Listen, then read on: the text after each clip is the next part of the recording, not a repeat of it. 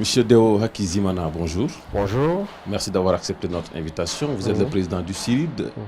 D'emblée, la question que je vous pose, c'est quoi le CIRID et quels sont ses objectifs de manière avancée? D'abord, le CIRID, c'est une abréviation qui signifie Centre indépendant de recherche et d'initiative pour le dialogue. Alors, indépendant, c'est un mot très important dans ce sigle parce que quand je l'ai fondé en 1996, je venais de démissionner d'un poste diplomatique à Bruxelles. Je voulais être plus utile autrement, notamment en créant une institution indépendante. Le CIRID a été aussi une espèce d'école pour également les intervenants dans la crise des pays voisins. Et puis plus tard, nous avons abordé une posture continentale parce qu'aujourd'hui, nous traitons des questions africaines, de paix, d'environnement, la migration, etc. Et où nous en sommes aujourd'hui, plus de 20 ans après, nous nous rendons compte qu'il existe une problématique d'ampleur mondiale parce qu'il s'agit de parler des crises qui survolent le monde à tous les niveaux de diverses manières et qui sont difficiles à traiter parce que complexes. Les gérer, ces problèmes-là, suppose une connaissance parfaite des enjeux. Et moi, je souhaite que le CIRID soit un des lieux où les enjeux de géopolitique africaine puissent être mieux maîtrisés. Quand nous avons abordé la question de la paix, peut-être je vais en parler plus tard, c'est de cela que nous pensions. Alors, le prix Macky Sall pour le dialogue en Afrique institué, qu'est-ce qui a justifié ce choix du président Macky Sall? Tout à fait. Alors, j'ai dit hier dans la réunion que nous assignions totalement le choix que nous avons fait parce qu'il est juste d'abord. Ensuite, il est opportun. Il est juste parce que c'est vrai, le Sénégal a offert un scénario de gestion de crise qui fait honneur à votre pays. Le Sénégal, en 2012, nous étions tous alertés par les images qu'avait soulevé la vague qui pouvait être soulevée par la vague post-électorale. Et nous avons tout suivi. Et nous avons comparé avec ce qui se passe ailleurs. Là, vous avez au Sénégal choisi de gérer la crise de manière rapide, efficace, endogène, c'est-à-dire avec des ressources internes. Et c'est ça, si vous voulez, qui a fait que le pays de la Teranga, comme vous le dites chez vous, soit un modèle, une sorte de modèle pour l'Afrique actuelle. Maintenant, non seulement ce choix est juste, mais il est également opportun.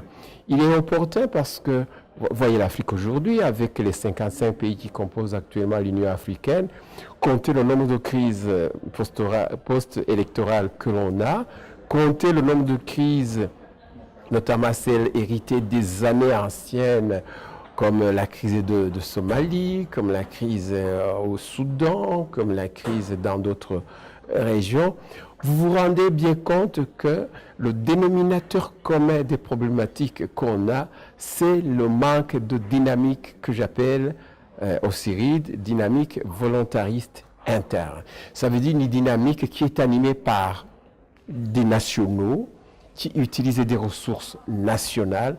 Ressources nationales ne voulant pas dire nécessairement l'argent, mais voulant dire surtout les énergies humaines, les potentialités humaines que nous avons en nombre en Afrique, mais que nous utilisons très peu. J'aime souvent citer le cas de l'Afrique du Sud. L'Afrique du Sud du temps de l'apartheid et l'Afrique du Sud au moment de la chute de l'apartheid. Les événements ne me démentiront pas, c'est que si on n'avait pas eu en Afrique du Sud un homme comme Mandela, qui lui-même a eu un homme avec qui dialoguait, qui représentait la géopolitique locale, qui est Frédéric de Klerk à l'époque.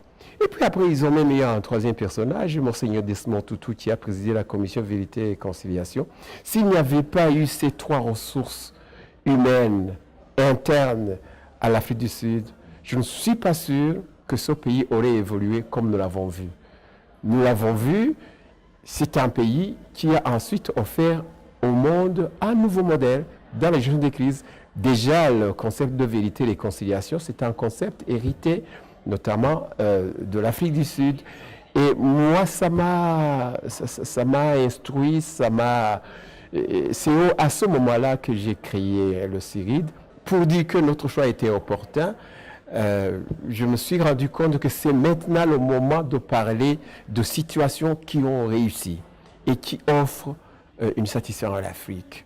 J'étais à Dakar au moment du scénario gambien, alors, lorsque la force ouest-africaine allait entrer dans la Gambie, et notamment pour une opération militaire. Et j'étais très attentif quand une solution politique pacifique est intervenue. Je me suis dit, s'il n'y avait pas eu le Sénégal, s'il n'y avait pas eu le président Macky Sall, je ne suis pas sûr que les choses auraient évolué comme nous avons vu. En quoi l'action du président Macky Sall a été déterminante dans le solutionnement de la crise gambienne? D'abord, c'est le président du Sénégal qui a joué le rôle essentiel dans la détermination à souhaiter que la Gambie conserve la vérité institutionnelle déterminée par les élections de l'année passée. Et puis ensuite, le soutien concret offert au nouveau président Adama Barrow, qui s'est retrouvé dans une ambassade gambienne à Dakar. Moi, j'étais là. Hein.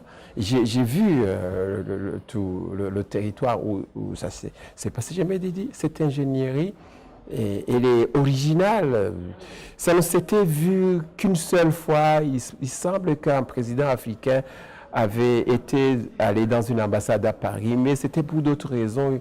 Je crois que c'était suite à une maladie. Il n'avait pas pu être présent dans son pays natal, dans son pays d'origine pour accomplir les formalités constitutionnelles. Ça s'est fait à Paris. Mais dans le cas de la Gambie, où on avait une crise assez sérieuse, hein, qui menaçait de dégénérer en conflit violent, en conflit armé. Et attention, je crois qu'au Sénégal, vous devez être conscient que si la Gambie n'avait pas pu être calmée pacifiquement, votre pays serait aujourd'hui contaminé et l'arrivée des réfugiés à Dakar aurait alimenté sûrement une crise interne à l'intérieur du territoire sénégalais. Maintenant, ça a été évité, et c'est grâce au président Macky Sall. Monsieur le Président, vous prenez le dialogue. Pourtant, des dictatures continuent d'exister en Afrique. Quelle est la plaidoirie du président que vous êtes, du CIRID? La première plaidoirie, c'est que les Africains aient conscience que l'avenir de la paix, c'est l'avenir de nous-mêmes, de nos enfants. Mais il ne faut pas que les Africains pensent que d'autres vont le faire à notre place. Non, c'est ça d'ailleurs le problème. Nous devons nous engager.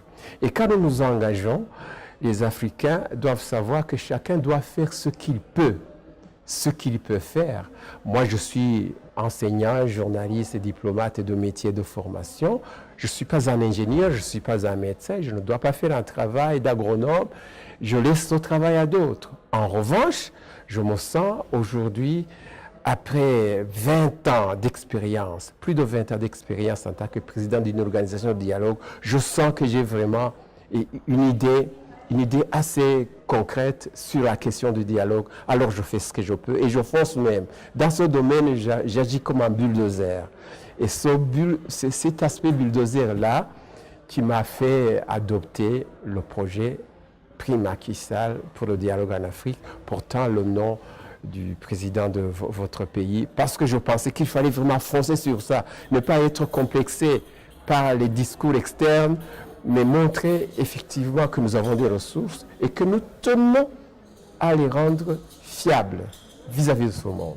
Alors, ça préoccupe la crise qui prévaut dans la région des Grands Lacs. Quel est le nœud du problème et quelle est la clé de la solution? Le vrai problème, c'est un problème de partage des richesses. Richesses voulant dire aussi, pas seulement les richesses économiques, mais également les richesses culturelles, sociales, le partage du territoire avec des sentiments de dignité pour tout le monde. Et puis par après, je ne dis pas qu'il faut nier les identités ethniques parce qu'elles existent. Elles ont été créées et nous ont marqué pour l'instant pendant plus de 100 ans.